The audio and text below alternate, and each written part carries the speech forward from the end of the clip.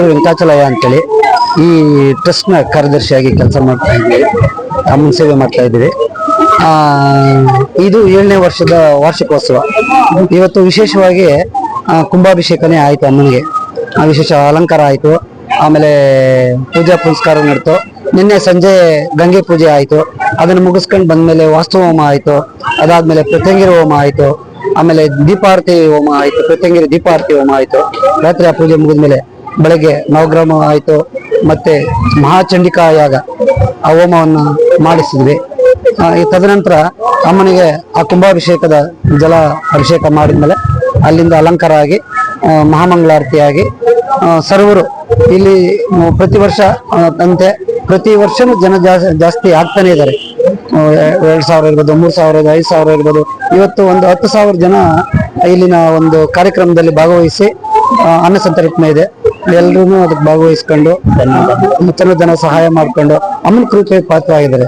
ನಮ್ಮ ಉದ್ದೇಶ ಇಲ್ಲಿನ ಅಮ್ಮನ ಕೃಪೆಯಿಂದ ಇಲ್ಲಿ ಬರೋಂಥ ಭಕ್ತಾದಿಗಳಿಗೆ ಏನೇ ಕಷ್ಟ ನಿವಾರಣೆ, ಮಕ್ಕಳು, ಕಾಯಿಲೆ, ಆಸ್ತಿ ಪಾಸ್ತಿ, ವ್ಯಾಜ, ಅಣ್ಣ ತಮ್ಮಂದಿರದು, ತಂದೆ ತಾಯಿದು ಏನೇ ಇರಬಹುದು ಎಲ್ಲದಕ್ಕೂ ಇಲ್ಲಿ ನಿವಾರಣೆ ಐತೆ. ಇಲ್ಲಿ ಮಾಟ ಮಂತ್ರ ಆಗ್ಲಿ ಅಥವಾ ಮೈತುಂಡಿ ಹೇಳೋದಾಗ್ಲಿ ಬೇರೆ ಯಾವುದೇ ವಿಧಾನದ ಭಕ್ತಿ ಇಲ್ಲ. ನೀವೇ ಇಲ್ಲಿ ಪೂಜೆ ಮಾಡೋದು, ಹರಕೆ ಸಲ್ಲಿಸೋದು, ನಿಮ್ಮ ಹರಕೆ ಫಲಿಸಿದ ಮೇಲೆ ನೀವೇ ಹರಕೆನ ತೀರಿಸ್ಕೊಂಡು ಹೋಗುವಂತ ಪದ್ಧತಿ. ಇಲ್ಲಿ ಬೇರೆ ಯಾವುದಕ್ಕೂ ಏನು ಅವಕಾಶ ಇಲ್ಲ. ಇಲ್ಲಿ ಇಷ್ಟಕ್ಕೆ ಅಷ್ಟಕ್ಕೆ ಅನ್ನೋದು ಲೆಕ್ಕಾಚಾರ ಏನಿಲ್ಲ. ನಿಮ್ ಭಕ್ತಿನೇ ಅಮ್ಮನಿಗೆ ಮುಖ್ಯ. ಇಲ್ಲಿ ಬಂದಂತವ್ರು ಸರ್ವ ಜನರಿಗೂ ಅಮ್ಮನ ಒಳ್ಳೇದ್ ಮಾಡವಳೆ. ಆಮೇಲೆ ಎಲ್ಲರೂ ಸುಖ ಶಾಂತಿಯಿಂದ ಬಂದವ್ರೆ. ಅದೇ ಪ್ರಕಾರ ದಿನೇ ದಿನ ಜನನು ಅಭಿವೃದ್ಧಿಯಾಗಿ ಬರ್ತಾನೆ ಅವ್ರೆ. ಹಂಗಾಗಿ ಎಲ್ರಿಗೂ ಈ ಒಂದು ಲೋಕ ಕಲ್ಯಾಣಕ್ಕೆ ಅಮ್ಮನು ಏನ್ ಬೇಕೋ ದಾರಿ ಮಾಡ್ಕೊಳ್ಳಿ, ಜನನ ಸುಖ ಶಾಂತಿಯಿಂದ ಇಟ್ಕೊಂಡ್ಲಿ ಅಂತೇಳಿ ನಾವು ಅಮ್ಮನ ಹತ್ರ ಪ್ರಾರ್ಥನೆ. ರಾಜ್ಯದಲ್ಲಿ ಮಳೆ ಬೆಳೆ ಆಗಿ ಸಮೃದ್ಧಿಯಾಗಿ ಎಲ್ಲರೂ ಇರ್ಲಿ ಅಂತೇಳಿ ಅಮ್ಮನ ಹತ್ರ ಇವತ್ತು ಸಂಜೆ ಕಾರ್ಯಕ್ರಮ ಏನಿಲ್ಲ, 2 ದಿನ ಕಾರ್ಯಕ್ರಮ ಮುಗಿತ್ತು.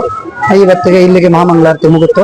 ಇನ್ನೇನಿದು ಸಂಜೆ 6 ಗಂಟೆವರೆಗೂ ಅನ್ನ ಸಂತರ್ಪಣೆ ಇರ್ತದೆ. ಬೆಳಗ್ಗೆ 9 ಗಂಟೆಗೆ ಸ್ಟಾರ್ಟ್ ಮಾಡಿದ್ವಿ, ಮೇಲ್ಕೊಂಡು ಹೋಗ್ತಾ ಇದೆ. ಎಲ್ರೂ ಭಾಗಿಯಾಗಿ ಅದ್ರಲ್ಲಿ ನಾವು ಒಬ್ರು ಸೇವಾ ಕರ್ತರಂಗೆ ಕೆಲಸ ಮಾಡ್ಕೊಂಡು ಹೋಗ್ತಾ ಇದ್ದೀವಿ. ಇಷ್ಟು ನಮ್ಮ ಒಂದು ಸೇವೆ. ಎಲ್ಲರಿಗೂ ಒಳ್ಳೇದಾಗಿ ಈಗ ಶ್ರೀ ಕಟೇರಮ್ಮನ ದೇವ ಆಶೀರ್ವಾದ ಎಲ್ಲ ಭಕ್ತಾದಿಗಳ ಮೇಲೆ ಇರ್ಲಿ.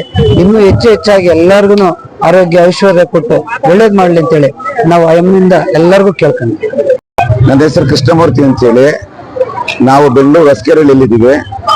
ಈ ದೇವಸ್ಥಾನ ಸುಮಾರು ಒಂದು 30 ವರ್ಷದಿಂದನೂ ಸಹ ಇಲ್ಲಿ ಪೂಜೆಗೆ ಬರ್ತಾ ಇದ್ದೀವಿ.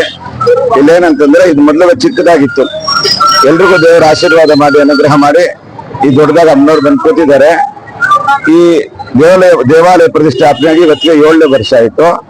ಈ 7ನೇ ವರ್ಷದ ಕಾರ್ಯಕ್ರಮ ಏನ್ ಮಾಡ್ತಾ ಇದ್ವಿ, ವಾರ್ಷಿಕೋತ್ಸವ.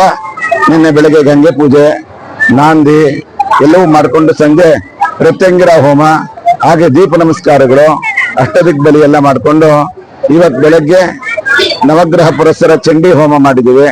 ಅದಾದ ನಂತರ ಕುಂಭಾಭಿಷೇಕ, ಪಂಚಾಮೃತ ಅಭಿಷೇಕ ಮಾಡಿ ಮಹಾಮಂಗಳಾರತಿ ಎಲ್ಲವನ್ನು ಮಾಡಿ ಈಗ ಸಂಕಲ್ಪವನ್ನು ಮಾಡಿ ಅನ್ನದಾನ 1000 ಜನಕ್ಕೆಲ್ಲ ಅನ್ನದಾನವೂ ನಡೀತಾ ಇದೆ. ಈ ಅಮ್ಮನವರಿಂದ ಎಲ್ರಿಗೂ ಆಶೀರ್ವಾದ ಆಗ್ತಾ ಇದೆ. ಇವತ್ತಿಗೆ 7ನೇ ವರ್ಷ ಆಗಿದೆ. ಧನಂಜಯ ಅವರಂತೂ ಈ ಧರ್ಮದರ್ಶಿಗಳಾದಂತಹ ಧನಂಜಯ ಅವರು ತುಂಬಾ ಡೆಡಿಕೇಟೆಡ್.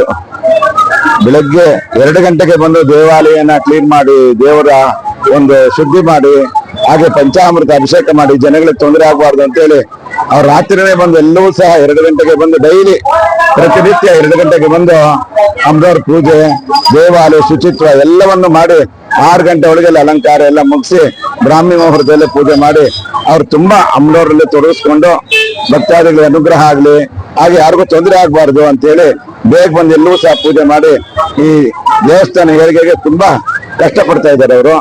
ಅವ್ರಿಗೂ ಸಹ ಅಮ್ಮನವರ ಆಶೀರ್ವಾದ ಇರಲಿ ಅಂತೇಳಿ ನಾವು ಪ್ರಾರ್ಥನೆ ಮಾಡ್ತೀವಿ.